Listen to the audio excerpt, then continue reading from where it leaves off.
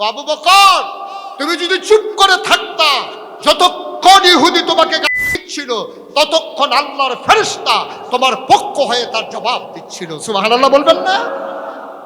আজও যখন আমরা চুপ মেরে যাই, টিটকারি যখন আসে, যখন আমাদের সাথে জন্য হাস্যরস হয়, আজকে 54 বছর পরেও যখন যার 20 বছর বয়স তাকে যখন চেতনায় রাজাকার হিসেবে সাব্যস্ত করা হয়, তখন যখন আমরা মাথা নিচু করে যাই, আমরা বিশ্বাস করি জবাব দেওয়ার জন্য আল্লাহর ফেরেশতাই যথেষ্ট।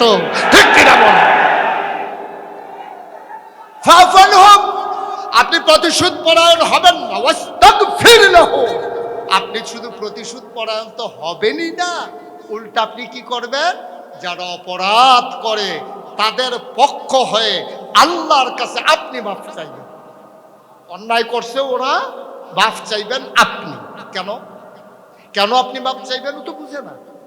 ওয়ালাহুম কুলুবুল লা ইয়াফকাহুনা বিহা ওয়ালাহুম আয়ুনুল লা ইউবসিরুনা বিহা ওয়ালাহুম আযানুল লা ইয়াসমাউনা বিহা উলাইকা কাল আনআম বাল হুম আযাব। ওরা তো সেই মানুষ, মন আছে বুঝ নাই। ওয়ালাহুম কুলুবুল লা ইয়াফকাহুনা বিহা, তাদেরকে আমি মন দিয়েছি, বুঝে না। ওয়ালাহুম আয়ুনুল লা ইউবসিরুনা বিহা, তাদেরকে চোখ দিয়েছি, তারা দেখে না। ওয়ালাহুম আযানুল লা ইয়াসমাউনা বিহা, তাদেরকে কান দিয়েছি, ওরা শুনে না। ঠিক কিনা বলেন?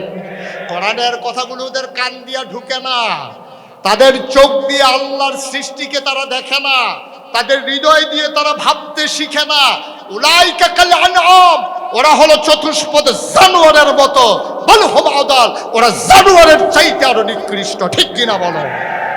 বাংলাদেশের সর্বোচ্চ বিদ্যাপীঠ, যাকে প্রাচ্যের অক্সফোর্ড বলা হয়, সে ঢাকা ইউনিভার্সিটির এক প্রফেসর গত কয়েক বছর আগে তিনি পত্রিকা এক সেমিনারে বক্তব্য দিয়ে বসলেন, পর্দার বিধানটা একেবারে একঘেয়ে, একেবারে একেবারে ওল্ড মডেলের একটা বিষয়, পর্দার কোনো দরকার নাই। তিনি ইসলামে পর্দার কোনো ব্যবস্থা এই জমানায় চলে না, এটা 1500 বছর আগে চলতো। নাউজুবিল্লাহ বলবেন না? ঢাকা ইউনিভার্সিটির প্রফেসর, আপনি কি মনে করেছেন চিটাগং শহরে সে অটো চালায়? অনেক জ্ঞানী মানুষ। একটা প্রফেসর হওয়া মানে, এই ইউনিভার্সিটিতে যারা রেজাল্ট ফার্স্ট সেকেন্ড থার্ড হয় তাদেরকে প্রফেসর হিসেবে রেখে দেওয়া হয়। ঢাকা ইউনিভার্সিটির প্রফেসর, সে কি বলল? বলল যে পর্দার দরকার নাই, পর্দাটা সেকেলে, এটা আধুনিকতার সাথে যায় না, ইসলামের পর্দার বিধান মানার কোনো দরকার নাই। সে যখন এই রায় দিল, আমরা বুঝলাম সে শিক্ষিত, কিন্তু ইসলামী শিক্ষায় শিক্ষিত না হওয়ার কারণে সে এত বড় কথা বলেছে। যেই দেশে শতকরা 92 জন লোক দেশ মুসলমান, যেই দেশে মানুষ ঘুমোতে যায় নামাজের পরে দুরূদ পড়তে পড়তে, যে দেশকে বলা হয় মসজিদের দেশ, যে দেশে হাজারো পীর মাশায়েখ, যে দেশে ইসলাম এসেছে তাদের হাত ধরে, যে দেশে আজও ইসলাম কায়েম করতে চায়, এমন শতকরা 92 জন লোক মুসলমানের দেশে আমার টাকায় যে ইউনিভার্সিটির শিক্ষকের বেতন হয়, কর্মচারীর বেতন হয়, মুসলমানের দানের জমির উপরে যে ইউনিভার্সিটি গড়ে উঠেছে, সেই ইউনিভার্সিটির প্রফেসর যখন ইসলামের বিরুদ্ধে কথা বলে, তখন কোরআনের সেই কথা আবার মনে করিয়ে দেয়। উলাইকা কাল আনআম, ওরা চতুষ্পদ জানোয়ারের মতো, বাল হুম আযাল, ওরা জানোয়ারের চাইতে আরো নিকৃষ্ট। ঠিক কিনা বলো?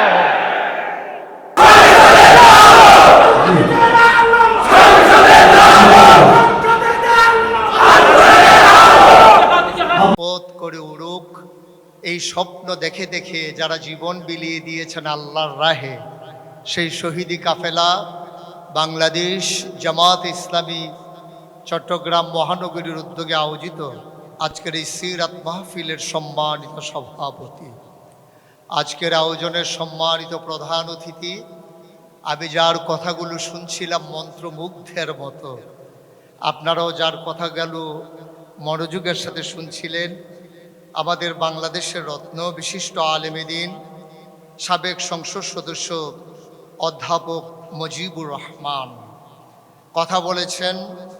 মৌলানা আনম শামসুল ইসলাম সাবেক এমপি কথা বলেছেন। মৌলানা মোহাম্মদ শাহজাহান কথা বলেছেন। এই জনপদের বীর সৈনিকেরা, ওলামাই কেরাম কথা শুনছেন, যারা যাদের ব্যাপারে আল্লাহ রাব্বুল আলামিন কোরআনুল কারীমে ১৫০০ বছর আগে ওয়াজ করে দিয়েছেন, কুল হাল ইয়াস্তাবিল্লাযীনা ইয়ালামুনা ওয়াল্লাযীনা লা ইয়ালামুন। হে রাসূল, আপনি বলুন, যারা জানে যারা জানে না উভয় দল কি সমান?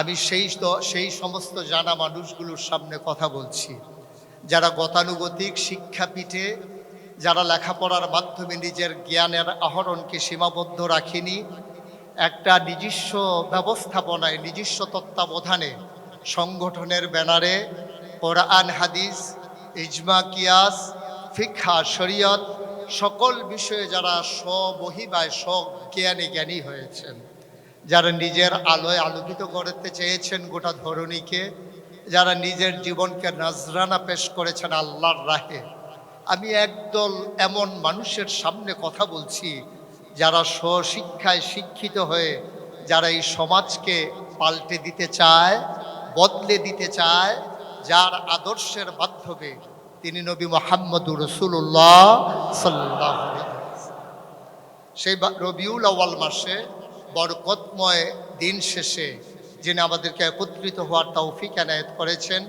আমরা আবারও শুকরিয়া আদায় করি, সবাই পড়ি আলহামদুলিল্লাহ। বন্ধুগণ, আল্লাহ তাবারক ওয়া তাআলা যুগে যুগে মানুষ পাঠানোর পরে আল্লাহ তাবারক ওয়া তাআলা মানুষদেরকে এমনিই ছেড়ে দেননি। কোন পথে গেলে জান্নাত, কোন পথে গেলে জাহান্নাম, কোন পথে গেলে লাভ, কোন পথে গেলে লোকসান, কোন পথে ভালো, কোন পথে মন্দ, কোন পথে কল্যাণ, কোন পথে অকল্যাণ, কোন পথে শিরক বেদাত, কোন পথে তাওহীদ রিসালা, কোন পথে কুফর আর কোন পথে ইসলাম জানানোর জন্যে মানুষদের মাঝ থেকে যাচাই করে, বাছাই করে, করুণা করে, দয়া করে, মায়া করে একদল উত্তম চরিত্রের মানুষ, যাদের জীবনে গুনাহ নাই, গুনাহ হওয়ার কোনো সম্ভাবনাও নাই, এমন একদল মানুষকে আল্লাহ তাবারক ওয়া তাআলা নবী এবং রাসূল করে পাঠিয়েছেন। বলেন সুবহানাল্লাহ। এই নবীদের ক্রমধারায় যিনি আমাদের জন্য সর্বশেষ, সবার সেরা, যার ব্যাপারে বিখ্যাত 3টা উপাধি আছে, তিনি ইমামুল মুরসালিন, তিনি খাতামান নবিয়্যিন, তিনি রাহমাতুল লিল আলামিন। সেই নবীকে আমাদের নবী করে পাঠিয়েছেন। কখন তিনি নবী পাঠিয়েছেন? যখন মানুষগুলো অন্ধকারে নিমজ্জিত, সভ্যতা বিবর্জিত, মানুষগুলো বর্বর, বেদুইন, যাযাবর, মূর্খ, সভ্য, মানুষগুলো জাহেল, সেই জমানায় এই অন্ধকার থেকে মানুষকে আলোতে নিয়ে আসার জন্যে, গোমরাহি থেকে হেদায়েত দেওয়ার জন্যে, কুফর থেকে ইসলামে নিয়ে আসার জন্যে আল্লাহ তাবারক ওয়া তাআলা এই দুনিয়াতে আমাদের নবীকে পাঠিয়েছেন। ১৫০০ বছর আগে আমার নবী এই দুনিয়াতে তাশরীফ এনেছেন। তিনি এসে দেখলেন মানুষগুলো একেবারে বর্বরতার চরম পর্যায়ে আরোহণ করেছে। মানুষগুলো এমন এক পর্যায়ে পৌঁছে গেছে যে মনুষ্যত্বের বদলে পশুত্বের তারা বিকাশ ঘটিয়েছে। পশু প্রবৃত্তিকে তারা লালন করে, পশু প্রবৃত্তির মাধ্যমে সমাজ নিয়ন্ত্রণ করতে চেয়েছে। আল্লাহ রাসূল সাল্লাল্লাহু আলাইহি ওয়াসাল্লাম এসে দেখলেন যে সেখানে মানুষগুলো কন্যা সন্তানকে জীবিত কবর দেয়। তিনি এসে দেখলেন যে পিতা তার সন্তানকে বিয়ে করে ফেলে, এটা তারা দূষণীয় মনে করে না। ভাই তার বোনকে বিয়ে করে, বাবা মারা যাওয়ার পরে সন্তানেরা তার সৎমাকে বিয়ে করে ফেলে। মানুষের উপরে লুণ্ঠন করে, অবিচার করে, অনাচার করে। আল্লাহ রাব্বুল আলামিন তাকে পাঠালেন। 40 বছর বয়সে নবীর নবুয়ত প্রকাশ পেল। 63 বছর বয়সে নবীর ইন্তেকাল হয়ে গেল। সামান্য 23 বছরের ব্যবধানে আল্লাহ রাসূল সাল্লাল্লাহু আলাইহি ওয়াসাল্লাম এক বৈপ্লবিক পরিবর্তনের মাধ্যমে যেই জায়গাটা ছিল সবচেয়ে অন্ধকার জায়গা, সে জায়গাটাকে আলোতে উদ্ভাসিত করে দিলেন। পশ্চিমা বিশ্বের যারা মনীষী, America, Britain, France, Germany, Switzerland, ওই বড় বড় বিশ্বের যারা বড় বড় ইউনিভার্সিটির যারা গবেষণা করছেন, তারা জানিয়ে দিলেন ১৫০০ বছর আগে, 23 বছর আগে যেই মানুষগুলো রাস্তার মোড়ে দাঁড়িয়ে থাকতো লাঠি নিয়ে ডাকাতি করার জন্যে, মানুষের লুণ্ঠন করার জন্যে সম্পদ, আজও সেই মানুষগুলো 23 বছর পরে রাস্তায় দাঁড়িয়ে থাকে। আগে দাঁড়িয়ে থাকতো মানুষের সম্পদ লুণ্ঠন করার জন্য, এখন দাঁড়িয়ে থাকি কেউ লুণ্ঠন করে কিনা পাহারা দেওয়ার জন্য। বলেন সবাই, মাঝে কয় বছর? কথা বলে না, কয় বছর? মাত্র 23 বছরের ব্যবধানে আল্লাহ রাব্বুল আলামিন তার নবীজির মাধ্যমে ওই বৈপ্লবিক পরিবর্তন সাধন করে গোটা পৃথিবীর মাঝে একটা নজির স্থাপন করে দিলেন নবীজির মাধ্যমে।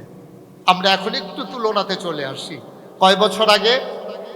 1500 বছর আগে। কত বছর আগে? কত বছরের ব্যবধানে? 23 বছরের ব্যবধানে মানুষগুলোকে আধুনিক ভদ্র আল্লাহওয়ালা পরহেজগার মানুষে পরিণত করে দিলেন। 1700, খুব খেয়াল, কত বছরে পরিবর্তন ঘটালেন? হ্যাঁ, সবাই ভুলে গেছেন নাকি? সামনে যারা বসবে তাদের কথা বলা নিষেধ, তাদের কথা বলা নিষেধ। আমি কিন্তু অনেক মাহফিলের সামনের লোকজন কথা বলে না কেন, এই জন্য পেছন থেকে বলা লোক আইনা, যারা বলে না তাদেরকে পেছনে আমরা শিফট করি আর কি। এরকম সিস্টেম আমার মাহফিল অনেক জায়গায় করা হয়েছে। এখন আপনি কি সামনে বসবেন না পেছনে বসবেন, আপনার আওয়াজের উপরে নির্ভর করবে। কয় বছরে? এই যে এখন বলছে ডরে ভয়ে, এতক্ষণ বলে নাই, এখন বলতেছে, দেখছে যে চেয়ার সাইডা দেওয়া লাগবে, এখন ঠিকই বলা শুরু হয়েছে। কয় বছরের ব্যবধানে? 23 বছর। আবার আসুন, আমি সেই মানুষদের সামনে কথা বলছি যারা সচেতন, যারা বুঝেন, যারা জানেন। নবীজি যদি মাত্র 23 বছরে এমন করে বদলে দিতে পারলেন গোটা সমাজ।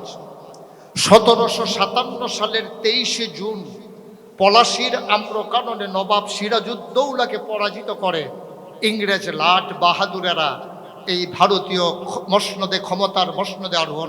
190 বছর ওরা শাসন শোষণ করেছে, আমার সম্পদ ওরা লুণ্ঠন করেছে। 23 বছরে নবীজি, কথা মনে রাখতে হবে। তো 1757 থেকে 1947, 14ই আগস্ট ভারত উপমহাদেশ থেকে ইংরেজেরা বিদায় নিল। ভারত উপমহাদেশকে দুইটা ভাগে ভাগ করে দেওয়া হলো, একটা হলো পাকিস্তান, আরেকটা হলো হিন্দুস্তান। পরিকল্পিতভাবে পাকিস্তানের মাঝ দিয়া হিন্দুস্তানের কলকাতা ঢুকিয়ে দেওয়া হলো। তখন মুসলিম নেতারা বলেছিলেন যে আমার বাড়ির উঠোন দিয়ে মানুষের কেন যাতায়াতের রাস্তা বুঝে আসে না। 1971 সালের 26শে মার্চ মহান ঘোষণার মাধ্যমে সেই 1947 সালের 14ই আগস্ট ভারত উপমহাদেশ থেকে ইংরেজরা বিদায় হলো।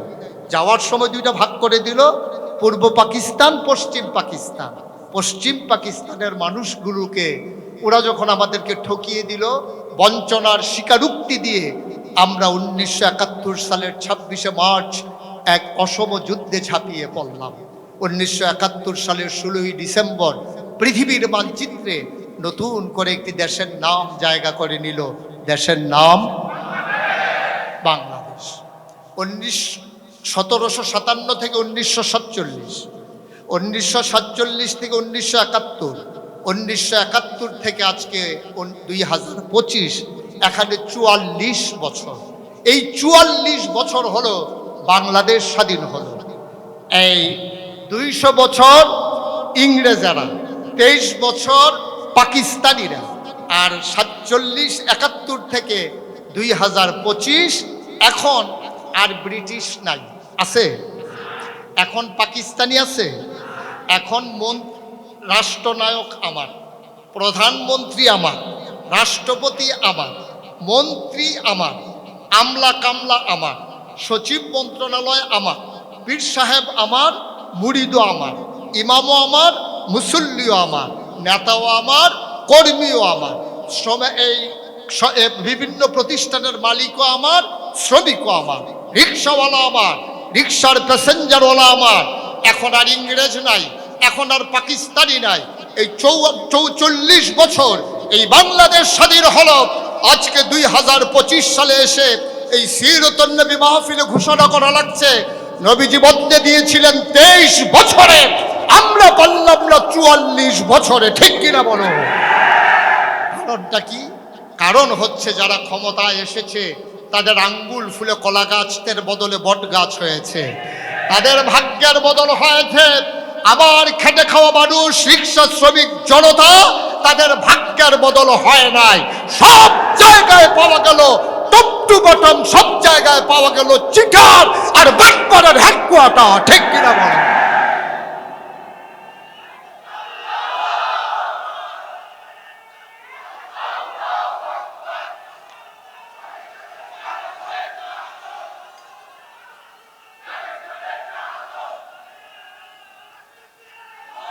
সবাই পড়ি আমিন।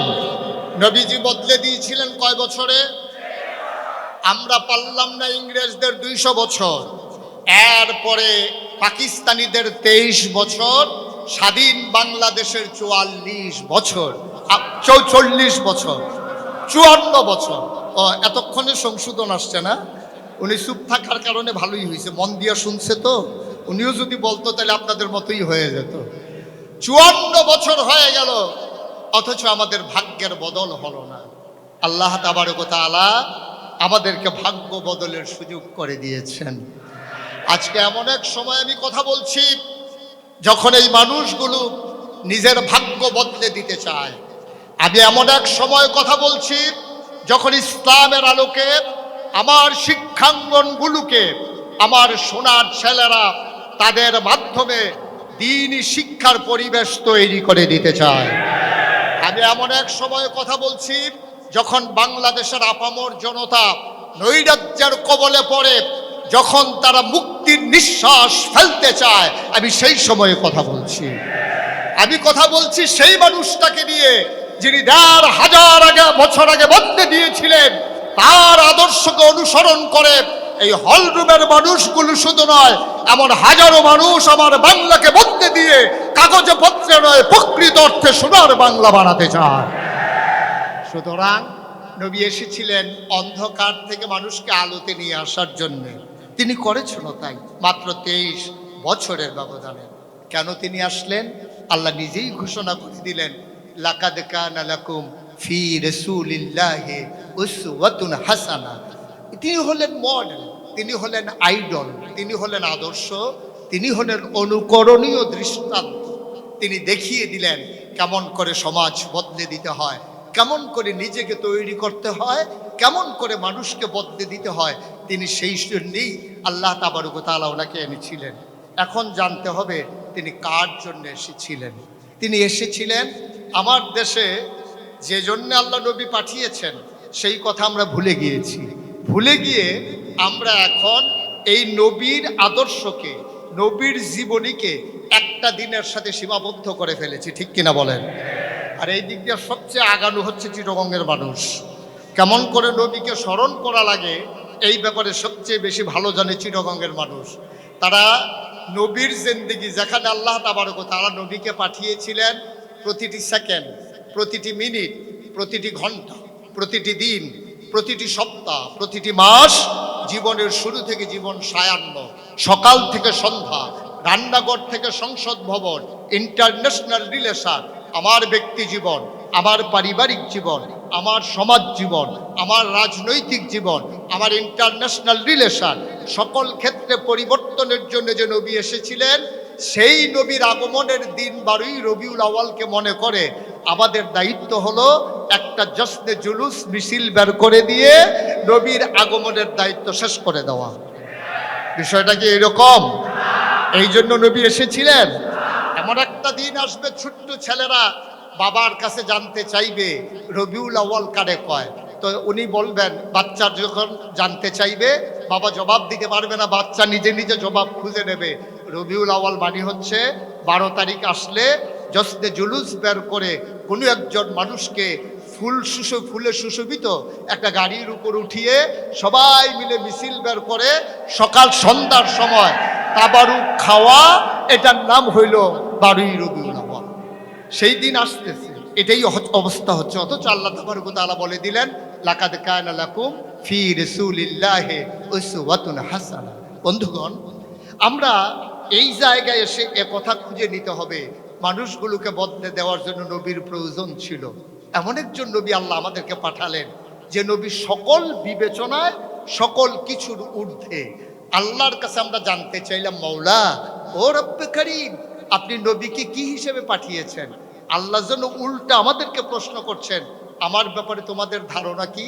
আমরা বলে দিলাম 5 ওয়াক্ত নামাজে প্রতি রাকাতে আমরা আপনাকে বলে দিয়েছি আলহামদুলিল্লাহি রব্বিল, সমস্ত প্রশংসা শুধুমাত্র কেবলমাত্র আল্লাহ রাব্বুল আলামিনের জন্য। আল্লাহ যেন ডেকে বললেন, বান্দা তাহলে আবার আমার নবীকে চিনে নাও। কোরআন বলছেন, কোরআনে ঢোকার আগে মারদুদ শয়তান থেকে ফেনে হয়েছে এই যিনি রহমান যিনি রহিম, তার নামে চলেন শুরু করি, সবাই পড়ি। আউযু বিল্লাহি মিনাশ শাইতানির রাজিম। বিসমিল্লাহির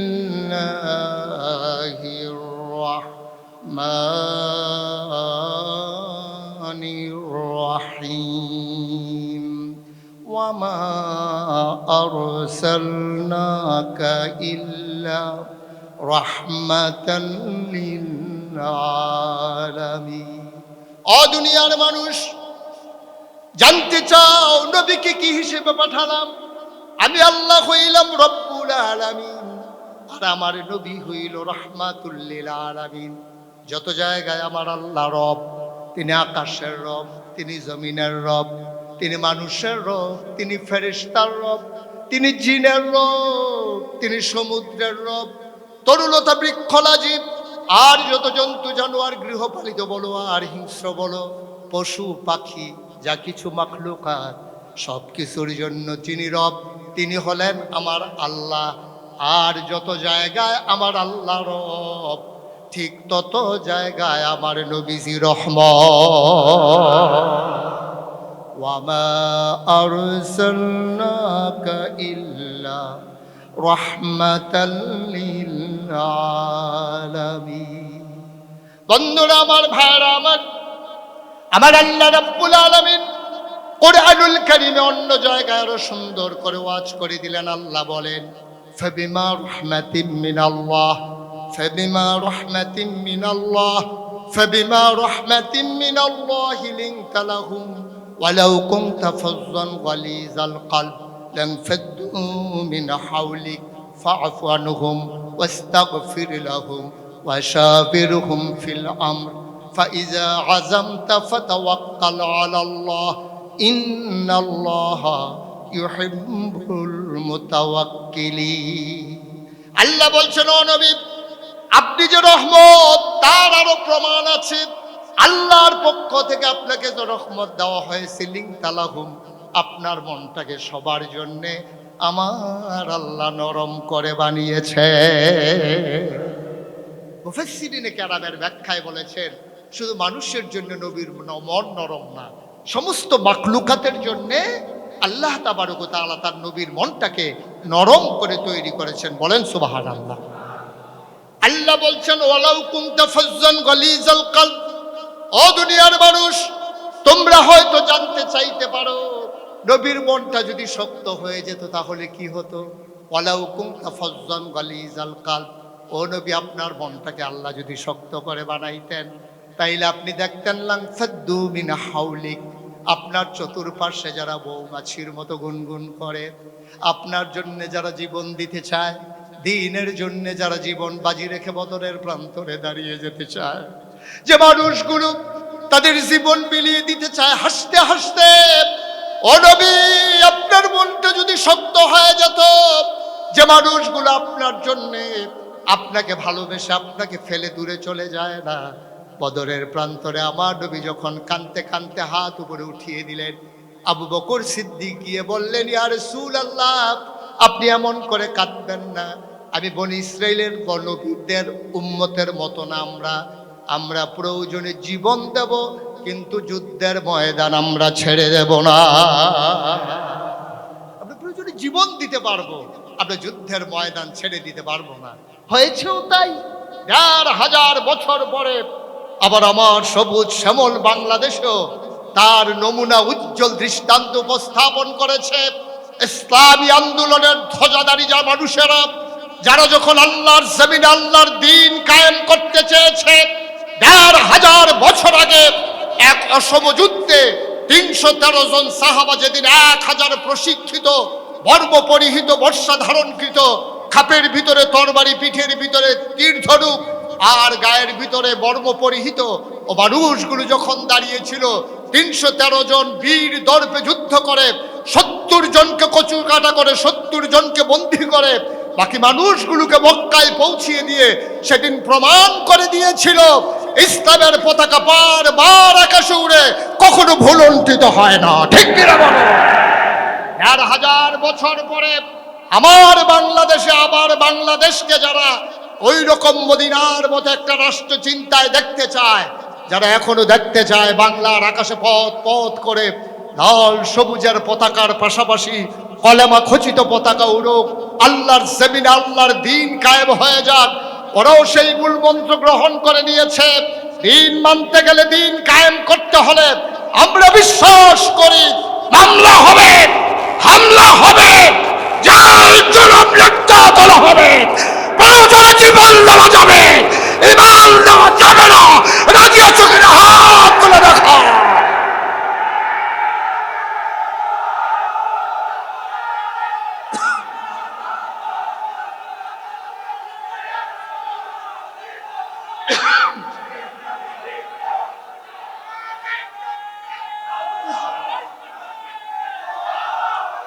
সবাই বলি আমিন। আমরা পাঞ্জা লড়তে জানি, আমরা ময়দান থেকে হারিয়ে যেতে জানি না।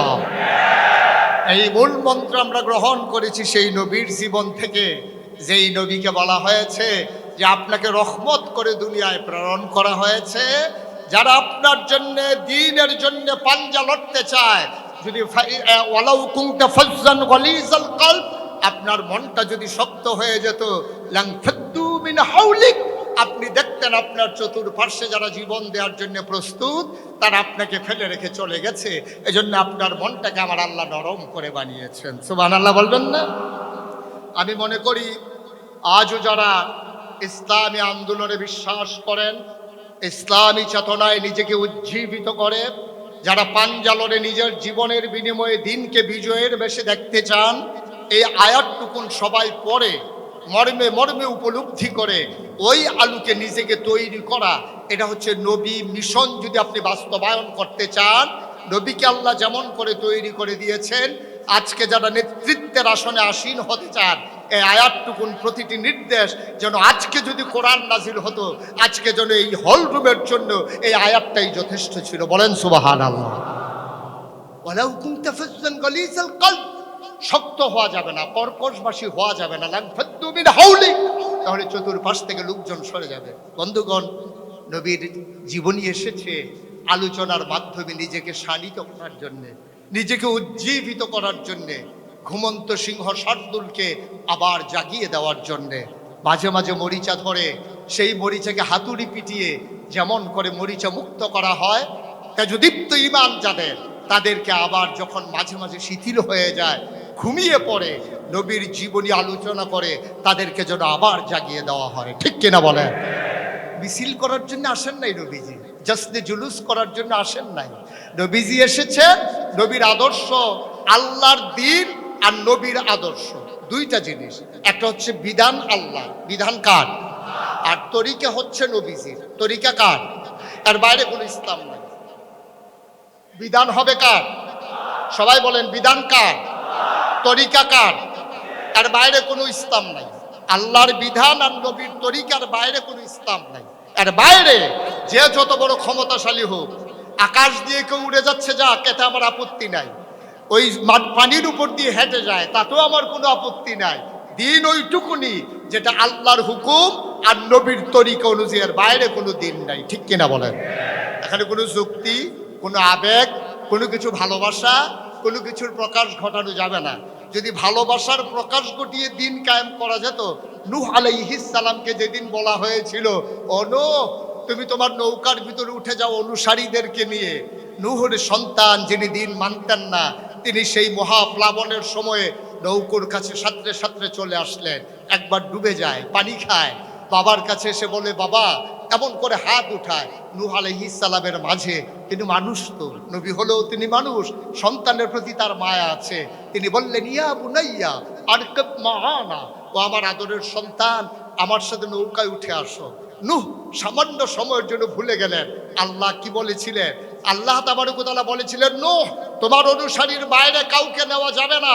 নূহ যখন বললেন, ইয়া বুনাইয়া আরকাব মাআনা, ও আমার আদরের সন্তান নৌকায় উঠে আসো, আল্লাহ বললেন, নূহ তুমি কি সেই কথা মনে নাই? আমি বলেছিলাম তোমার অনুসারীর বাইরে তোমার যতই আপন হোক এই নৌকায় উঠানো যাবে না। তুমি যদি এমনই করো, আবেগকে প্রশ্রয় দাও, ভালোবাসা যদি উঠলে উঠে, মনে রাখবা সেই আল্লাহ আমি নবুয়ত দিয়েছি, এই আল্লাহ আমি নিজের হাতে নবুয়তের দপ্তর থেকে তোমার নামটা কেটে দিতে পারি। ঠিক কিনা বলে? সুতরাং আবেগের বশবর্তী হয়ে দিনকে বাঁচিয়ে রাখা কোনো সম্ভাবনা নেই। আর আমরা তো সেই মানুষ যার ব্যাপারে কোরআন বলেছে যে আমরা বুদ্ধিমান। হাল ইস্তাবিল্লাযীনা ইয়ালামুনা ওয়াল্লাযীনা লা ইয়ালামুন। নবীজিও আমাদের বুদ্ধির প্রশংসা করেছেন। আসলেও আমরা বুদ্ধিমান, কিন্তু বুদ্ধিটা আমরা কাজে লাগাইতে পারি না। বুদ্ধি কাজে লাগাই ইসলামের বিরুদ্ধে। বুদ্ধি যদি আমরা ইসলামের পক্ষে কাজে লাগাইতাম, তাহলে এই বাংলাদেশে অনেক আগেই দিন কায়েম হয়ে যাওয়ার কথা ছিল। ঠিক কিনা বলেন? শতকরা ৯২ জন লোক মুসলমানের দেশে ইসলাম নিয়ে কেন এত আন্দোলন করা লাগবে? ইসলাম নিয়ে কেন এত কথা বলা লাগবে? আজও ২০২৫ সালে একবিংশ শতাব্দীর সূচনা লগ্নে পৃথিবী যখন কম্পিউটারাইজড, ওটা পৃথিবী যখন আজকে গ্লোবাল ভিলেজ, আজকে এই চিটাগং থেকে হ্যালো বললে আমেরিকা থেকে শোনা যায়, শুধু শোনা যায় না, দেখাও যায়। তারপরেও দিনকে কেন এমন করে করে একেবারে পুঙ্খানুপুঙ্খরূপে বুঝিয়ে দিতে হবে? কারণ হচ্ছে আমরা ধর্ম ভীরু, আমরা ধর্ম পরায়ণ না। ধর্মের ব্যাপারে আমাদের ভয় আছে, সাংঘাতিক ভয়। বাসের ড্রাইভারের এমনই ভয়, বাজারের কাছে যাওয়ার সময় স্লো করে ফেলে। এত ভয় ধর্মের ব্যাপারে। বাজারের পাশ দিয়ে যখন বাস ড্রাইভার যায় তখন স্লো করে কন্ট্রাক্টর বলে, যে যা দিবেন জানালা দিয়ে ফালাই দেন। এত ভয় ধর্মের ব্যাপারে। কবরের কাছে গেলে আমাদের এত ভয়, আমরা কবরের কাছে গেলে একেবারে এমন নত হয়ে এমনভাবে হাঁটি, মনে হয় যেন কোনো পুষ্য গোলাম ভয়ে ভীত সন্তুষ্ট হয়ে হাঁটছে। আমরা ধর্মের ব্যাপারে ভীরু। এই জন্য যখন আমরা পীর সাহেবের কাছে যাই, তখন পীর সাহেবের কাছে গিয়ে এমন নত হয়ে যায়, মনে হয় যেন মালিকের সামনে গোলাম দাঁড়িয়ে আছে। ঠিক কিনা বলেন? কিন্তু ধর্ম ভীরু হলে হবে না, হতে হবে ধর্ম পরায়ণ, যেটাকে বলে প্র্যাকটিসিং মুসলিম। যেটাকে বলে প্র্যাকটিসিং মুসলিম, কাজে কর্মে প্রমাণ দিতে হবে আমি মুসলিম। এটা হচ্ছে প্রয়োজন। আজকে আমরা ধর্মের ব্যাপারে খুব ভীত সন্ত্রস্ত, কিন্তু ধর্ম পরায়ণ না। বন্ধুগণ, যেই কথাটুকুন বলছিলাম, আল্লাহ তাবারক ওয়া তাআলা এবার নবীকে কি বললেন? ফাফু আনহুম। আপনার ৩টা দায়িত্ব। যারা আজকে ইসলামী আন্দোলনের নেতৃত্বে যেতে চান, এই ৩ দায়িত্ব নবীকে যেমন আল্লাহ দিয়েছেন। কোরআন তো আর নাজিল হবে না, ১৫০০ বছর আগে আপনার জীবন বিধান হিসেবে কোরআন এসেছে। এখন যেন আপনার উপর এই ৩টা দায়িত্ব। ফাফু আনহুম।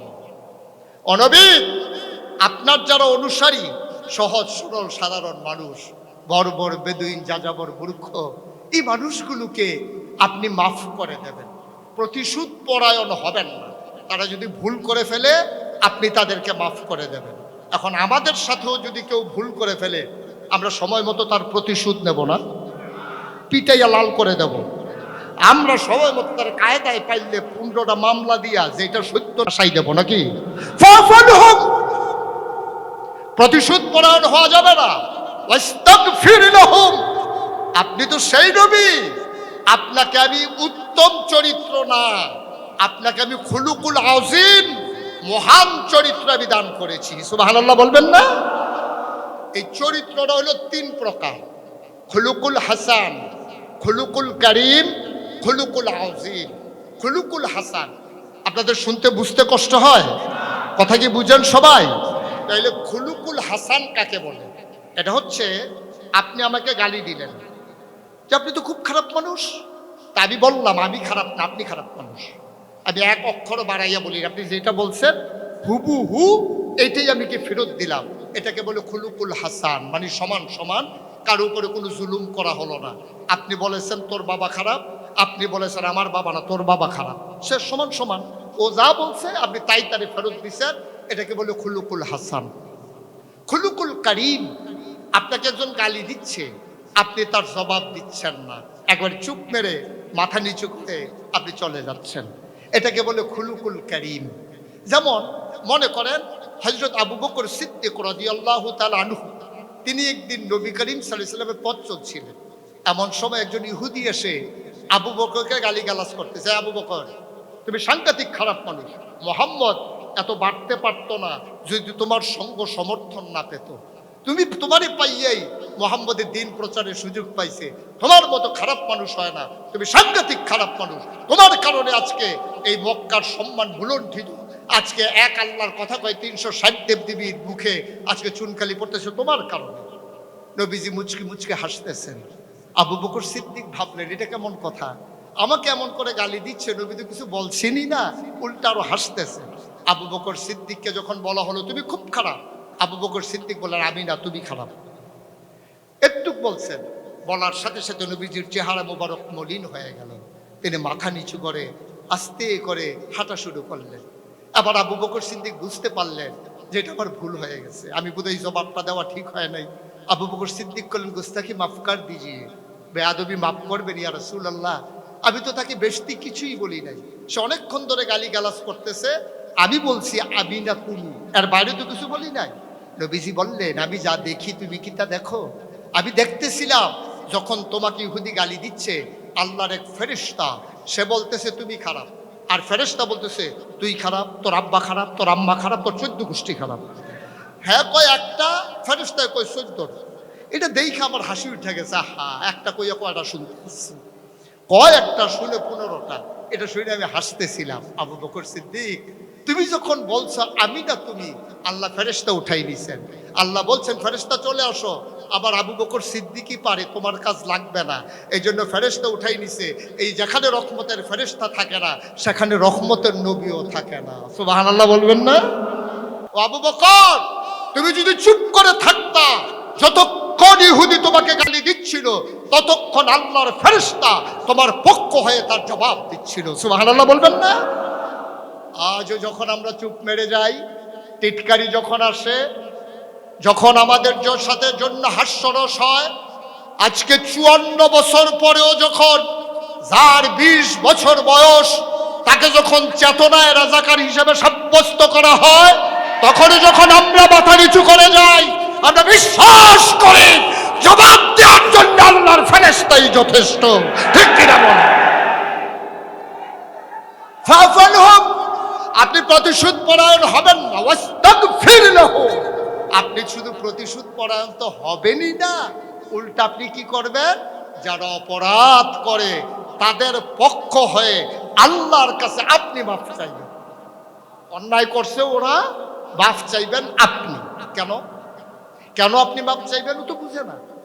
ওয়ালাহুম কুলুবুল লা ইয়াফকাহুনা বিহা ওয়ালাহুম আয়ুনুল লা ইউবসিরুনা বিহা ওয়ালাহুম আযানুল লা ইয়াসমাউনা বিহা উলাইকা কাল আনআম বাল হুম আযাব। ওরা তো সেই মানুষ, মন আছে বুঝ নাই। ওয়ালাহুম কুলুবুল লা ইয়াফকাহুনা বিহা তাদেরকে আমি মন দিয়েছি বুঝে না।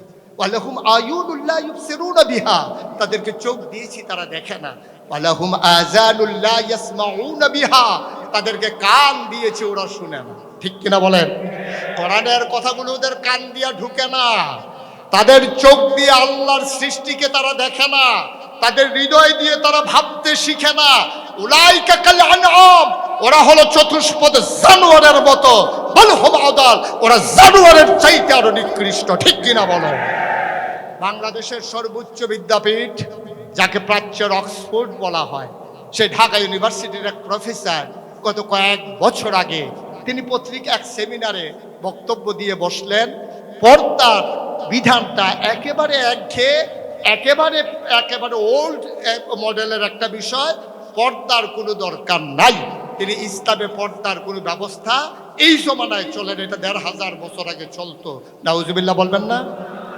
ঢাকা ইউনিভার্সিটির প্রফেসর, আপনি কি মনে করেছেন চিটাগং শহরে সে অটো চালায়? অনেক জ্ঞানী মানুষ। একটা প্রফেসর হওয়া মানে এই ইউনিভার্সিটিতে যারা রেজাল্ট ফার্স্ট সেকেন্ড থার্ড হয় তাদেরকে প্রফেসর হিসেবে রেখে দেওয়া হয়। ঢাকা ইউনিভার্সিটির প্রফেসর সে কি বলল যে পর্দার দরকার নাই, পর্দাটা সেকেলে, এটা আধুনিকতার সাথে যায় না, ইসলামের পর্দার বিধান মানার কোনো দরকার নাই। সে যখন এই রায় দিল আমরা বুঝলাম সে শিক্ষিত, কিন্তু ইসলামী শিক্ষায় শিক্ষিত না হওয়ার কারণে সে এত বড় কথা বলেছে। যেই দেশে শতকরা 92 জন লোক দেশ মুসলমান, যেই দেশে মানুষ ঘুমোতে যায় নামাজের পরে দুরূদ পড়তে পড়তে, যে দেশকে বলা হয় মসজিদের দেশ, যে দেশে হাজারো পীর মাশায়েখ, যে দেশে ইসলাম এসেছে তাদের হাত ধরে, যে দেশে আজও ইসলাম কায়েম করতে চায়, এমন শতকরা ৯২ জন লোক মুসলমানের দেশে আমার টাকায় যে ইউনিভার্সিটির শিক্ষকের বেতন হয়, কর্মচারীর বেতন হয়, মুসলমানের দানের জমির উপরে যে ইউনিভার্সিটি গড়ে উঠেছে, সেই ইউনিভার্সিটির প্রফেসর যখন ইসলামের বিরুদ্ধে কথা বলে, তখন কোরআনের সেই কথা আবার মনে করিয়ে দেয়, উলাইকা কালানহুম, ওরা চতুষ্পদ জানোয়ারের মতো, বালহুম আদাল, ওরা জানোয়ারের চাইতে আরো নিকৃষ্ট। ঠিক কিনা বলো? সবাই পড়েন আমিন। তাহলে চরিত্র কয় প্রকার? খুলুকুল হাসান, খুলুকুল কারিম, খুলুকুল আজিম। তাইলে খুলুকুল কারিম হচ্ছে আপনাকে গালি দিল, আপনি চুপ মেরে গেলেন। এখন খুলুকুল আজিম কাকে বলে? যেটা আল্লাহ তাবারক ওয়া তাআলা নবীজিকে দান করেছিলেন। সেই খুলুকুল আজিম হচ্ছে আপনি গালির বদলে গালি দেবেন না, গালির বদলে শুধু ক্ষমা করে শেষ হবেন না, গালির বদলে যে গালি দিয়েছে তার কথা মনে করে, সে বুঝে না চিন্তা করে, তার পক্ষ হয়ে আপনি নবী আল্লাহর কাছে ক্ষমা চাইবেন। সুবহানাল্লাহ বলবেন না? আপনার জন্য না, ওর জন্য আপনি ক্ষমা চাইবেন, যেন ধ্বংসপ্রাপ্ত না হয়ে যায়। এটা বলে খুলুকুল আজিম। নবীজি তাই করেছেন। বন্ধুগণ, একটা মানুষ যখন মর্যাদার আসনে আসীন হয়, তার দুইটা জিনিসের যখন সমন্বয় হয়, তখন মানুষটা মর্যাদার আসনে আসীন হয়। একটা হলো সুরত, আরেকটা হলো সিরত। একটা হচ্ছে নমুনা, আরেকটা হচ্ছে চরিত্র। এই দুইটার যখন সমন্বয় হয়, সংমিশ্রণ হয়, তখন মানুষটার মর্যাদা বেড়ে যায়। নবী করিম সাল্লাল্লাহু আলাইহি সাল্লাম দুইটার ক্ষেত্রেই তিনি অনন্য উচ্চতায় উনি আসীন হয়েছিলেন। যেমন ছিল তার সুরত, তেমন ছিল তার সিরত। সুবহানাল্লাহ বলবেন না? মক্কার কাফেরেরা আমার নবীকে নিয়ে অনেক গালিগালাজ করেছে, অনেক মিথ্যা তুহমত দিয়েছে, অনেক অপবাদ দিয়েছে, টিটকারি মেরেছে, মস্কারা করেছে, পাথর চাপা দিয়েছে, উটের নাড়ি বুড়ি চাপিয়ে দিয়েছে, বারবার হত্যা করার জন্য অপকৌশল অবলম্বন করেছে, নবীর গলার ভিতরে কাপড় পেঁচিয়ে ফাঁস দেওয়ার চেষ্টা করেছে। কিন্তু কোনো কিছুতেই নবী করিম সাল্লাল্লাহু আলাইহি ওয়াসাল্লামকে দমিয়ে দেওয়া গেল না। সেই কাফেররা অন্তত এই কথা বলতে পারে নাই যে নবীর চরিত্র দুশ্চরিত্র। এই কথা বলার মতো সাহস কারো ছিল না। ঠিক কিনা বলেন? কারণ কি? তিনি যেমন সুরত ছিল, তেমন তার সিরত ছিল। সৌন্দর্যের তিনি ছিলেন আধার, তিনি ছিলেন এক অনন্য সৌন্দর্যের প্রতিভূ। এই মানুষটা এমনই ছিলেন, তিনি ছিলেন মধ্যম আকৃতির। তিনি না ছিলেন অনেক লম্বা, না ছিলেন একেবারে খাটো, কিন্তু অনন্য বৈশিষ্ট্য ছিল। হাজারো মানুষের সামনে তিনি যখন দাঁড়াতেন, বিদায় হজের সময় নবম হিজরিতে, দশম হিজরিতে ৯ তারিখে তিনি যখন আরাফার ময়দানে অবস্থান করছিলেন, জাবালে রহমত পাহাড়ের কিনারে, তখন সেদিন সেই ময়দানে লোক ছিল ১,২৪,০০০। আরেকটা বর্ণনা এসেছে ১,৪০,০০০। সবার মাঝে তিনি যখন উঠে দাঁড়ালেন, দাঁড়ানোর পরে ওনার চাইতে লম্বা অনেক লোক ছিল, কিন্তু সবার মাঝে তিনি যখন দাঁড়ালেন, সবাই দেখলো সবার উপর দিয়ে ওনার সুন্দর চেহারাটা দেখা যায়। সুবহানাল্লাহ বলবেন না? ওই লম্বা মানুষগুলো ছাপিয়ে তিনি যিনি ছিলেন সবার চাইতে লম্বা। যদিও তিনি মধ্যম আকৃতির মানুষ, সবার মাঝে দাঁড়ালে ওই অনন্য বৈশিষ্ট্য আল্লাহ দান করেছেন, তিনি সবার উঁচুতে অবস্থান করতেন।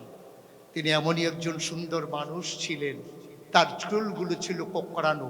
যখন কখনো চুলের ভিতরে তৈল দিয়ে তিনি আঁচড়াতেন, চুলের মাঝে সাহাবারা যখন চুলের দিকে তাকিয়ে দেখতেন, চুলের মাঝে আমার নবীর কপাল ছিল ছোট। যখন তিনি চোখের পলক ফেলতেন, মনে হতো মৃদুবন্ধ বাতাসে ফুটন্ত গোলাপের দুইটি পাপড়ি যেন দৌড় খাচ্ছে। আমার নবীর চোখের সাদা অংশ ছিল রক্তিমাভ সাদা, কালো অংশ ছিল কৃষ্ণতা। সে হাসতে ঠোঁট দুটি যখন একটু ফাঁক হতো, মাঝের ঠোঁটটা যখন দেখা যেত, অবাক বিস্ময়ে সাহাবায়ে কেরাম তাকিয়ে দেখতে গোটা পৃথিবীতে যেন বৃষ্টি চমকিয়ে দিচ্ছে। আমার নবীর কপালে যখন মুক্তার দানার মতো ঘাম জমে যেত, তিনি যখন প্রচন্ড গরমের মাঝে মায়ের ঘরে যেতেন, কপালে মুক্তার দানার মতো ঘাম জমে থাকতো। যখন নবী করিম সাল্লাল্লাহু আলাইহি ওয়াসাল্লাম দুনিয়াতে আসলেন, আসার পরে সেই জমানায় মক্কা দেখে যে অথবা কি বলে সিটি গেট যাওয়ার পরেই মনে করেন একদল মহিলা চিৎকার করে বলে, আরে সব তো একসাথে রওনা করছিলাম, একজন তো নাই। কয় কে সে? কয় হালিমা। সুবহানাল্লাহ বলবেন না? হালিমা পেছনে পড়ে গেছে। আমরা কি দাঁড়াবো না চলে যাবো? কয় শীতের বিকেল, কখন আবার সন্ধ্যা নেমে আসে, চলো আমরা চলে যাই। সবাই মিলে হাঁটা শুরু করলো। হালিমার ওঠটা ছিল দুর্বল। সফর সঙ্গী ওনারা হালিমা সহ ছিলেন 3 জন, হালিমা, হালিমার স্বামী আর হালিমার ছেলে আব্দুল্লাহ। এই 3 জন মিলে যখন রওনা করেছেন মক্কায় যাবেন, পেছনে পড়ে গেল। সবাই মিলে যখন রওনা করেছে, সবাই মক্কায় গিয়ে ধনী ধনী বাচ্চাগুলো সবাই বাছাই করে নিয়ে এসেছে। কার বাচ্চা ধনী, কার বাচ্চার বাবা ধনী, টাকাওয়ালা, বাগানের মালিক, বিশাল ব্যবসায়ী। ওই বাচ্চাগুলো সবাই নিয়ে ফিরতি রওনা করলেন। সবাই তায়েফের দিকে রওনা করেছে, আর হালিমা মক্কার দিকে ঢুকতেছে। সুবহানাল্লাহ বলবেন না? সবার কুলের ভিতরে ছোট্ট শিশু ওয়া ওয়া করে কান্না করে। হালিমা জিজ্ঞেস করলেন, বান্ধবীরা, ও সইয়ারা, বাচ্চা কি সব নিয়ে এসেছো? আর একটাও বাচ্চা নাই? সবাই মিলে জবাব দিল, একটা মাত্র বাচ্চা আছে, বাচ্চার নাম মুহাম্মদ সাল্লাল্লাহু। তার বাবা নাই, এজন্য আমরা তার কাছেও যাই। যার বাবা নাই ওরা টাকা দেবে কোত্থেকে? আমরা তো টাকার জন্যই আনতে গেছিলাম বাচ্চা। শুনলাম যখন টাকা নাই, তখন ওই ঘরের কাছেও যাইনি। হালিমার স্বামী বললেন, ওনার মনটা একটু নরম ছিল। হালিমার স্বামী বললে, হালিমা, চলে এসেছি মক্কার কাছাকাছি, বাচ্চা যদি পছন্দ হয় নেব, নাইলে দরকার নাই, চলো একটু দেখে আসি। হালিমা বললেন, না, আমরা ফিরেই যাই, এই বছর আর বাচ্চার দরকার নেই। হালিমার স্বামীর পিড়াপিড়িতে হালিমা সহ ঢুকলেন মক্কায়। কাবার কিনারে দাঁড়িয়ে একজন লোককে জিজ্ঞেস করলেন, ভাই, এই জনপদে একটা মানুষ আছে, ছোট্ট বাচ্চা, নাম নাকি মোহাম্মদ, তার বাবার নাম আব্দুল্লাহ। সুবহানাল্লাহ বলবেন না? তোমরা কি চিনো ওই ঘরটা কই? মক্কার কিনারে, যে কাবার কিনারে যে মানুষটা দাঁড়িয়েছিল, আঙ্গুল দিয়ে দেখিয়ে দিল, ওই সেই ঘর, যেই ঘর আমেনার ঘর। সুবহানাল্লাহ বলবেন না? ওই ঘরেই আমেনা থাকে, ওই ঘরেই দুধের বাচ্চা আছে। হালিমাতুস সাদিয়া ঘরের কিনারে গিয়ে দাঁড়ালেন। স্বামীকে বললেন, স্বামী, ছেলে আব্দুল্লাহকে নিয়ে আপনি বাইরে দাঁড়ান। যে ঘরে পুরুষ নাই ওই ঘরে ঢোকার দরকার নাই, আপনি বাইরে দাঁড়ান, আমি ভেতরে একটু দেখে আসি। ওই মানুষগুলো বুদ্ধিমতী ছিল, মানুষটা বুদ্ধিমতী ছিল। নিজের স্বামীকে আর একটা মহিলার ঘরে ঢোকানো তিনি আদবের খেলাফ মনে করেছে। বুদ্ধি আমাদেরও আছে, কিন্তু আমরা কাজে লাগাইতে পারি না। বিপদে পড়লে ঠিকই কাজে লাগাই। কথা তো একটা মনে পড়ছে, বলে ফেলবো নাকি? বললেই ফেলাই না? সবাই পড়ে না আমি। এই দেশে একজন স্বৈরাচারী শাসক ছিল, যুগে যুগেই স্বৈরাচারী ছিল, কিছুটা আগেও ছিল, নাকি নাই ছিল না? এক স্বৈরাচারী শাসক, নাম হলো হাজ্জাজ বিন ইউসুফ। তিনি অনেক মানুষকে হত্যা করেছেন, নিরপরাধ ইমাম আলেমকে তিনি হত্যা করেছেন, মসজিদের ইমামকে, অসংখ্য ইমামকে তিনি হত্যা করেছেন বিনা অপরাধে। যেখানে হত্যা করা হয়েছে, গুম করা হয়েছে, লাশ লুকিয়ে ফেলা হয়েছে, মিম্বার থেকে বেয়াজ্জতি করে আলেমকে নামিয়ে দেওয়া হয়েছে। আমার ছেলেরা কি সুন্দর জবাব দিয়ে দেখেছেন, যখন বারবার বলা হচ্ছে বাংলা ছাড়, বাংলা ছাড়, আমার ছেলেরা বলেছে, বাংলা কি তোর বাপ দাদা? ঠিক কিনা বলে? আর আজকে আমি এই সিরাতুন নবী মাহফিলে যে ওলামায়ে কেরামকে বলা হয়েছে নবীর ওয়ারিস, এই ওলামায়ে কেরামদেরকে যখন বেয়াজ্জতি করে মাহফিলের মঞ্চ থেকে নামিয়ে দেওয়া হয়েছে, কোরআনের মাহফিল 144 দ্বারা জারি করা হয়েছে, মিম্বারগুলো থেকে বেয়াজ্জতি করে যখন আলেমকে নামিয়ে দেওয়া হয়েছে, কথায় কথায় মিম্বারের ইমামের চাকরি খেয়ে দেওয়া হয়েছে, আজ আমি আজকের এই সিরাত মাহফিলে ঘোষণা করতে চাই, কথায় কথায় মিম্বার ছাড়, মিম্বার কি তোর বাপ দাদা? মিম্বার কাউর কাছে ইজারা দেওয়া হয় নাই, মিম্বার কারো কাছে লিজ দেওয়া হয় নাই। ওলামায়ে কেরামের নেতৃত্বে মিম্বার চলেছে, ওলামায়ে কেরামের নেতৃত্বে মিম্বার চলবে। ঠিক কিনা বলো? বুদ্ধি আজও আছে। হাজ্জাজ বিন ইউসুফ, কথা মনে আছে নাকি? খুব ভালো মানুষ, কথা কথা খুব ভালো মানুষ, দেখলেই দাওয়াত দিয়া খাওয়ায় না? জানেন তিনি অনেক আলেম ওলামাকে হত্যা করেছেন, নিরপরাধ মুসলিমকে হত্যা করেছেন। ওনার ওয়াইফ, ওনার স্ত্রী ওনাকে বারবার টিটকারি মারি, তুমি এত খারাপ মানুষ, তোমার সাথে আমি সংসার করতেছি, মাঝে মাঝে মন চায় যেদিক দু চোখ যায় ওইদিকে চলে যাই। হাজ্জাজ বিন ইউসুফ কয়, আমি কি আসলেও খারাপ মানুষ? আচ্ছা একটু যাচাই করে দেখে আসি। সদ্য ভেসে উনি দেশের ভিতরে বেরিয়ে গেছেন দেখার জন্য যে উনি কেমন খারাপ মানুষ। তো ওনারে দেখা এক ভিক্ষুক দৌড়ায় এসে বলে যে, স্যার কিছু ভিক্ষা দিয়েন। ও তো আর বুঝে নেই এটা যে হাজ্জাজ বিন ইউসুফ। তো ভিক্ষুক বলতেছে কিছু ভিক্ষা দিয়েন। তো হাজ্জাজ বিন ইউসুফ বলল যে, প্রান্তিক লেভেলের মানুষ যারা তারাই বলতে পারবে বাদশাটা কেমন, দেখি তারই জিজ্ঞেস করি। তো ওই ভিক্ষুককে বলতেছে, এই তুমি যে আমার কাছে ভিক্ষা চাইতেছো, ভিক্ষা দিতে আমার আপত্তি নেই, তবে আমার প্রশ্নের জবাব দিলে তোমাকে ভিক্ষা দেবো। বলে যে কি জবাব? কই তুমি যে এই বা দেশের বাদশা তার নাম জানো? কয় হ্যাঁ, হাজ্জাজ বিন ইউসুফ। কয় মানুষটা কেমন? কয় নামটাই কইল। সাংঘাতিক। এই লোকটার নামই আমার সামনে বললেন না। আর হাজ্জাজ বিন ইউসুফ বলছে, বউ যা কইছে দেখি ঘরের বাইরেও তাই কয়, নমুনা খুব খারাপ। হাজ্জাজ বিন ইউসুফ খুব রাগান্বিত হলেন। বুদ্ধিমান লোক যারা, তাদের রাগ কিন্তু তারা প্রকাশ করে না, তারা ভেতরে ভেতরে রাখে, রাগ কুসম করে। এখন হাজ্জাজ বিন ইউসুফ বলতেছে, সে কি খুব খারাপ? হ্যাঁ সাংঘাতিক খারাপ, আমরা তো তার নামই নেই না মুখে। কারণ এত খারাপ? হ্যাঁ। এখন হাজ্জাজ বিন ইউসুফ বলতেছে, আচ্ছা যদি হাজ্জাজ বিন ইউসুফ তোমার সামনে দাঁড়াইয়া জিজ্ঞেস করে হাজ্জাজ বিন ইউসুফ মানুষটা কেমন, তখন তুমি কি বলবা? এখন ভিক্ষুক বুঝা ফেলাইছে এটাই তো সে। নমুনা তো খারাপ, ধরা পড়ে গেছে। আজকে যেটা মাটিতে পড়বে এটা উবুদে উঠাইয়া দেবে, নমুনা খারাপ। এখন ভিক্ষুক কি করবে না করবে? আল্লাহ তো বুদ্ধি দেয়, মা ইউরিদিল্লাহু বিহি খায়রান ইউফাক্কিহু ফিদ্দীন। যারা আল্লাহর পথে চলতে চায় আল্লাহ তাবারক ওয়া তাআলা তাদের দ্বীনের সঠিক বুঝ দান করে। সুবহানাল্লাহ বলবেন না? এটা আল্লাহর ওয়াদা। আপনি আল্লাহর পথে নেমে যান, আল্লাহ আপনাকে হেফাজত করবে। যদি তাই না হতো, আমার ছেলেরা বাংলাদেশে ইসলামী আন্দোলনে একটা মানুষও বাইরে বসবাস করতে পারতো না জেলখানা ছাড়া। ঠিক কিনা বলেন? আমি তো আমার ওয়াজে অনেকবার বলেছি, আল্লাহ কিভাবে যে আমার ছেলেদেরকে হেফাজত করছে এটা আল্লাহই ভালো জানে। কারণ আমরা তো মিথ্যাও বলতে পারি না। তো এক এলাকায় যে মামলা হয়েছে, তো মামলার পরে পুলিশ গেছে মোটর সাইকেল নিয়ে আসামি ধরার জন্য। আসামির নাম হইল আব্দুল করিম, পিতা মোহাম্মদ আব্দুর রহিম। তো গিয়া বলতেছে চায়ের স্টলে বৈশা ওই যে আব্দুল রহিম পিতা মোহাম্মদ আব্দুল করিম তারই জিজ্ঞাসা, ভাই আপনার বাড়ি কি এই এলাকায়? কহ এই এলাকা। আপনি কি চিনেন মোহাম্মদ আব্দুল রহিম পিতা আব্দুল করিম, তারে কি আপনি চিনেন? তো হ্যাঁ মনে মনে কয় আমারই জিগায়, আমি বলে কে? হ্যাঁ যখন বলতেও পারে না। তো সে যেই জায়গায় দাঁড়াইছিল এর থেকে 2 কদম দূরে গিয়ে বলতেছে, কারে খুঁজতে আছেন? কই যে মোহাম্মদ আব্দুল রহিম পিতা মোহাম্মদ আব্দুল করিম তারে খুঁজতে আছি। উনারে খুঁজতে আছেন? কহ। তো সে তো আর মিথ্যা বলতে পারে না। তখন করছে কি, সে 2 কদম ওইদিকে গিয়া এখন বলতে আছে যারে খুঁজতে আছে সেই সামান্য একটু আগে এই জায়গায় ছিল। এখন কই আছে বলার তো দরকার নাই, সামান্য একটু আগে এই জায়গায় ছিল। আসলেও তো সামান্য একটু আগে সেই জায়গায় ছিল। সুবহানাল্লাহ বলবেন না? আল্লাহ এভাবেই হেফাজত করে। এখন ভিক্ষুক, কথা মনে আছে তো নাকি?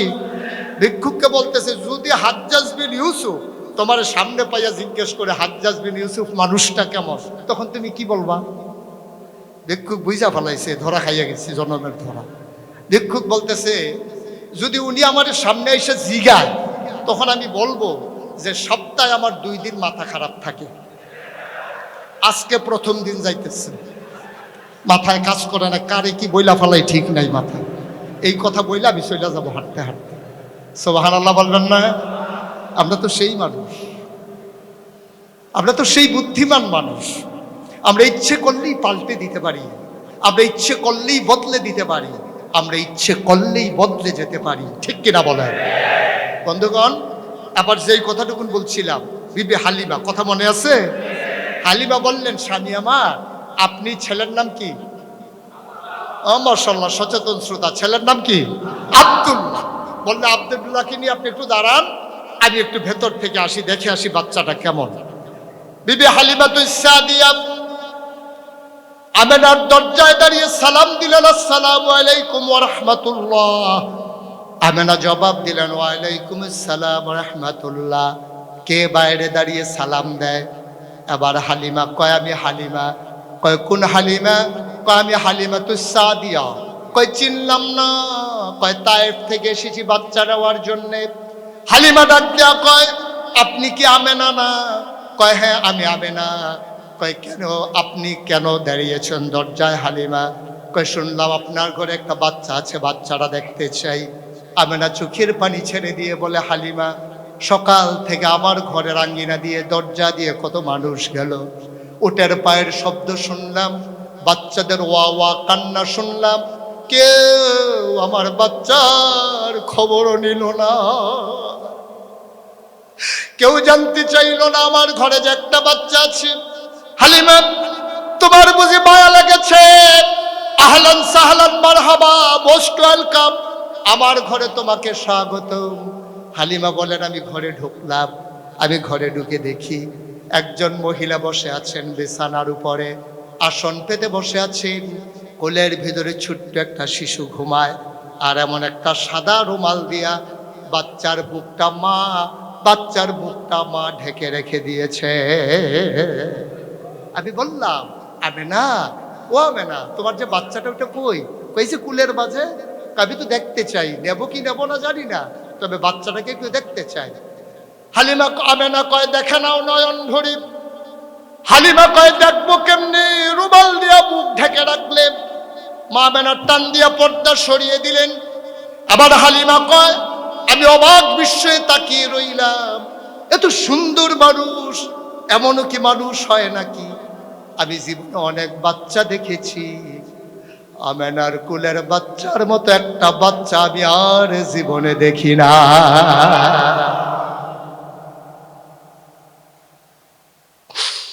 মুফাসসিরিনে কেরাম, মুহাদ্দিসিনে কেরাম, মুফতিয়ানে জাব, উলামায়ে মুতাকাদ্দিমিন, মুতাআক্খিরিন, সালফে সালিহিন সবাই মিলে একমত হয়ে গেল, ও হালিমা, তুমি আর চাইতে সুন্দর বাচ্চা দেখবা কেমনে?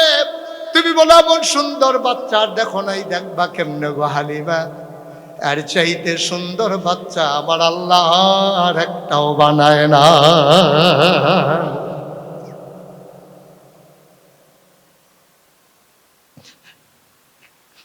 হালিমা কয়, আমি তাকিয়ে আছি অবাক বিস্ময়ে, এমন সুন্দর মানুষ হয়, চোখ বন্ধ করে ঘুমায়। আমি মনে মনে ভাবতেছিলাম, বাচ্চাটা যদি আমার একটা নজর দেখতো, আমি তো দেখতেছি, ও তো আমারে দেখে না। আমি কাউকে কিচ্ছু বলি নাই। হঠাৎ করে দেখলাম বাচ্চার চোখের পাতা দুইটা নড়তেছে। আমার মনে হইল চোখের পাতা না, মনে হইল ফুটন্ত গোলাপের দুইটা পাপড়ি মৃদু মন্দ বাতাসে যেন দোল খাইতেছে।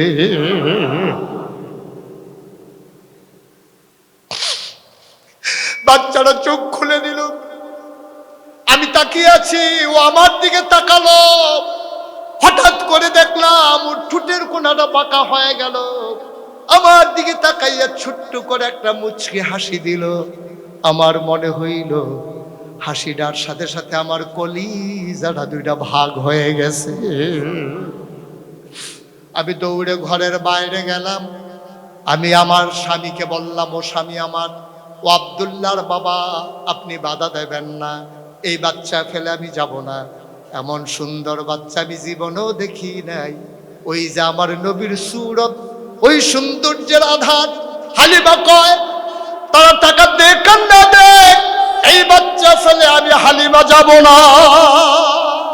হালিমার স্বামী কয়, পছন্দ হইলে নিয়ে নাও।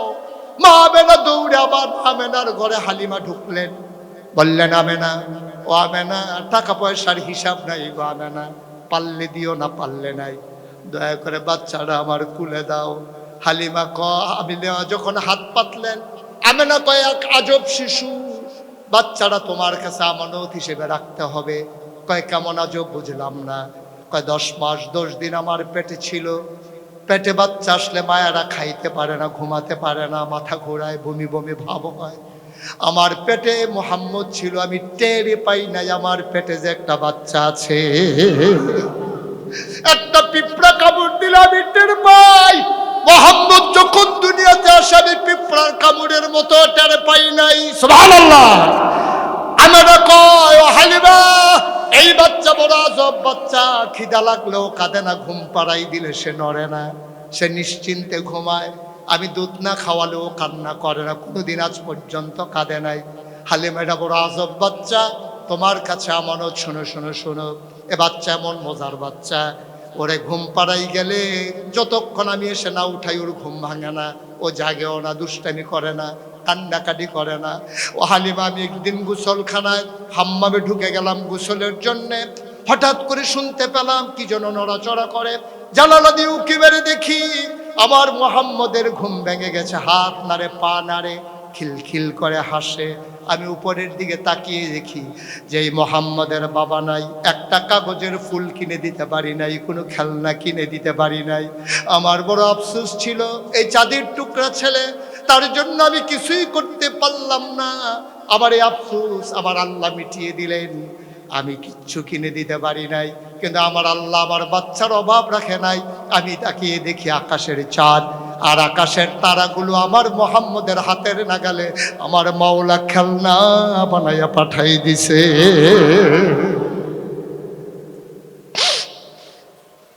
হালিমা কুলে নিলেন। হালিমা কয়, খোদার কসম, আমি ছিলাম শুকনা মহিলা, আমার বুকে দুধ ছিল না। আমার ছেলে আব্দুল্লাহ রাস্তায় আসার পথে বারবার বুকের ভিতরে চুষণ মেরেছে, একটা ফোঁটা দুধ পায় নাই। কিন্তু যেই মাত্র মোহাম্মদকে আমি বিসমিল্লাহ বলে কুলে নিলাম, আমি টের পাইলাম আমার শুকনা দুইটা বুক দুধে ভরপুর হয়ে গেছে। আমি মোহাম্মদকে বুকের দুধ খাওয়াইতে লাগিয়ে দিলাম, চপ চপ করে মোহাম্মদ দুধ খায়। আমি এক বুক থেকে আরেক বুকে নিলাম, মোহাম্মদ মুখ বন্ধ করে আছে, ও আর দুধ খায় না। আমি অবাক বিস্ময়ে বিস্মিত হলাম। আমি দৌড়ে ঘরের বাইরে গেলাম, আমার স্বামীকে বললাম, স্বামী আপনি একটু মোহাম্মদকে নেন, আব্দুল্লাহকে আমার কাছে যেন একটু দুধ খাওয়াই। খোদার কসম, যেই বুকে মোহাম্মদ মুখ লাগিয়েছে, এই বুকে আব্দুল্লাহ মুখ লাগায় না। আব্দুল্লাহ অন্য বুকের দুধ খায়। আমার মনে হলো মোহাম্মদ যেন তার দুধ ভাইয়ের সাথে শেয়ার করে নিয়েছে।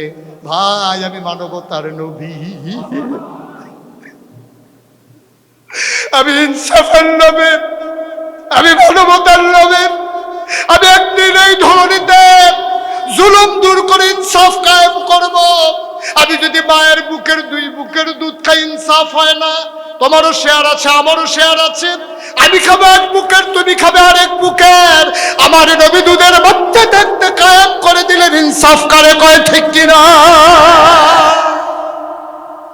ও মুসলমান, আবার চলে আসো। সিরতের মাহফিল হয়, রবিউল আউয়াল আসে, রবিউল আউয়াল যায়, জশ্নে জুলুস হয়, আলোচনা হয়, মিলাদ হয়, জিলাপি হয়, সব ঠিক আছে। কিন্তু আমাদের কি করা লাগবে, ওই জায়গাটা আর ঠিক থাকে না, ঠিক কিনা? ১,৫০০ বছর আগে নবী পাঠিয়েছিলেন আল্লাহ তাবারক ওয়া তাআলা অন্ধকার দূর করে আলোতে সমাজকে উদ্ভাসিত করার জন্যে। নবী তাই করলেন। ২৩ বছরের ব্যবধানে, যখন একটা ইউনিভার্সিটি ছিল না, একটা কামিল মাদ্রাসা ছিল না, একটা দাওরা হাদিস মাদ্রাসা ছিল না, ছিল না বলতে কিছুই ছিল না।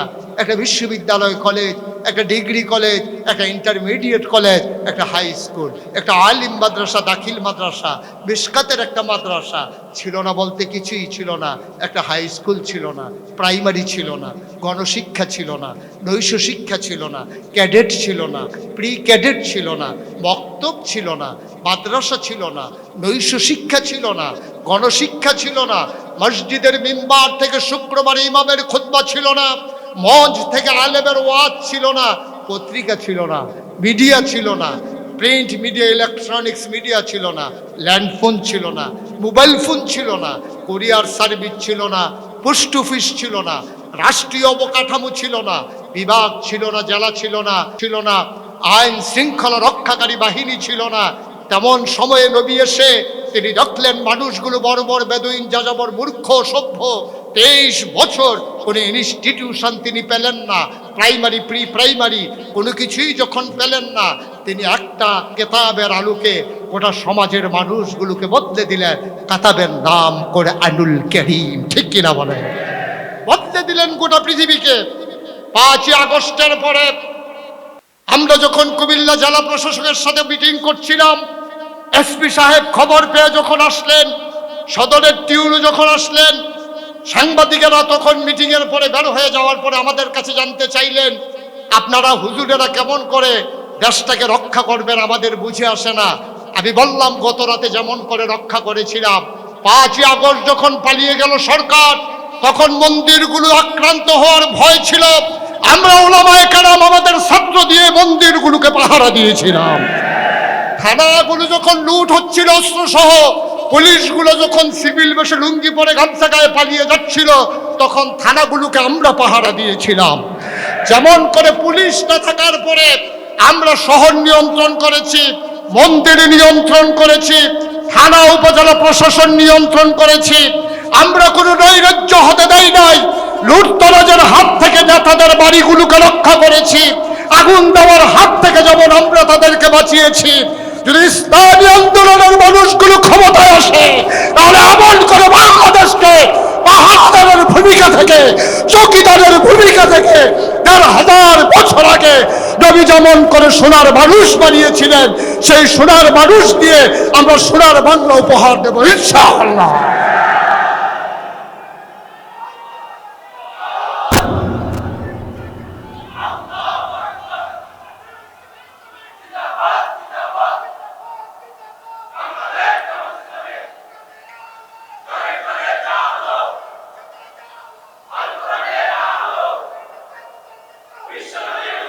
স্লোগানে স্লোগানে জমিন কাঁপিয়ে দেওয়া সহজ, নিজেকে প্র্যাকটিসিং মুসলিমে পরিণত করে ইসলামের আদর্শ হয়ে, ইসলামের নমুনা হয়ে আমরা বুঝিয়ে দিতে চাই আমরা সেই সেজন যারা পাশ্চাত্যের সেই ধ্বজাধারী সভ্যতার আলোকে নিজেকে তৈরি করতে চাই না। আমরা সেই মানুষ হতে চাই যার 1000 বছর আগে নবীজি যেই মানুষ তৈরি করেছিলেন। আল্লামা ইকবাল আফসোস করে বলেছিলেন, ইসরাব রঙ্গ বুকু গুলিস্থা সমঝে তু, আহায় নাদান কক্ষকু আশিয়ান সমঝে তু। আহারে, কাটা গাছ দেখে, কাটা গাছের মাঝে ফুল দেখে তুমি মনে করো এটাই বুঝি গুলিস্তান। আর মরুবান্তরের ভেতরে তির্যক ভাবে যখন সূর্যের আলো পড়ে, বালির উপরে মনে হয় পানির ফোয়ারা। সেই মরিচিকা যেমন পানির ফোয়ারা নয়, কাটা গাছ যেমন ফুলের বাগিচা নয়, ওই পাশ্চাত্যের ধ্বজাধারী মানুষগুলো যারা আমার ফিলিস্তিনকে রক্ষা করতে পারেনি, যারা সবচেয়ে বড় গণতন্ত্রকামী দেশ দাবি করে, ভারত যেমন কাশ্মীরের মুসলমানদেরকে রক্ষা করতে পারেনি, যেমন করে আরাকানের মুসলমানেরা আজকে আমার পাহাড়গুলোতে বাস করে আজকে পারিপার্শ্বিক ভারসাম্যতা নষ্ট করছে, এই জাতিকে যেমন রক্ষা করতে পারেনি, ফিলিস্তিনের মানুষের রক্তে যখন রঞ্জিত হচ্ছে ফিলিস্তিনের দুধু মরুভূমি, আবার যখন আফগানিস্তানে আমেরিকার সৈন্য এসে আসন গড়ার ভয়ে তারা করছে, আমরা জানিয়ে দিতে চাই অতীতের মতো বাংলার মুসলমান আর ভুল করবে না। ঠিক কিনা বলো? আমরা ব্যালটকে বুলেটে পরিণত করে দিতে চাই। ঠিক কিনা বলো? মুসলমান পাহারাদারের ভূমিকায় থেকে নবীর আদর্শ উজ্জীবিত হয়ে সিরতকে নিজেদের জীবনে ধারণ করে আমরা যদি আবার তেমন করে মাথা উঁচু করে দাঁড়াতে পারি, তাহলে আজকে চট্টগ্রাম মহানগরী বাংলাদেশ জামাত ইসলামীর এই বিশাল আয়োজন সার্থক হবে, সুন্দর হবে। আসুন সবাই মিলে জানিয়ে দেই, আমরা তেমন করে আবার সুন্দর পৃথিবী সাজাতে চাই। যেমন করে উমরের জামানায় এক বৃদ্ধা মহিলা পথ হাঁটছিলেন ধুধু মরু প্রান্তর দিয়ে, চতুর্পার্শ্বে কোনো বাড়ি ঘর নাই, মায়ের ওই মহিলার নাকে ফুল, কানে দুল, গলায় মালা, হাতে বালা। যুবক বলছিল, ও মহিলা, তোমার সাথে এত স্বর্ণালঙ্কার ভয় লাগে না? একটু পরেই তো সূর্য হারিয়ে যাবে। মহিলা মুচকি হেসে বলেছিলেন, হ্যাঁ ভয় তো লাগেই, এজন্যই তো তাড়াতাড়ি কদম ফেলতেছি, তবে ভয় আমার জন্য না, ভয় লাগে তোমার জন্যে। যুবক হেসে বলল, আমার জন্য কিসের ভয়? আমার অলংকারের জন্য আমার ভয় নাই, আমার ভয় হচ্ছে তোমার জন্যে। তুমি বোধহয় ভুলে গেছো ইসলামের শাসন চলছে, ওমর হচ্ছে আমিরুল মুমিনিন, তুমি আমার দিকে চোখ তুলে তাকিয়েছো। আমি যদি উমরকে বলতে পারি তোমার চোখের জায়গায় যে চোখ থাকবে না, আমি সেই ভয় পাচ্ছি। ঠিক কিনা বলেন? আমরা সেই ইসলাম চাই যেখানে নৈরাজ্য থাকবে না, যেখানে স্বাভাবিক মৃত্যুর গ্যারান্টি থাকবে। আমার সিএনজি ড্রাইভার সারাদিনের কামাইয়ের টাকাগুলো নিয়ে যখন বাসায় ফিরে, সেখানে চাঁদাবাজ ঠেক দিয়ে তার রক্তের কামাইটুকু যেদিন কেড়ে নেবে না।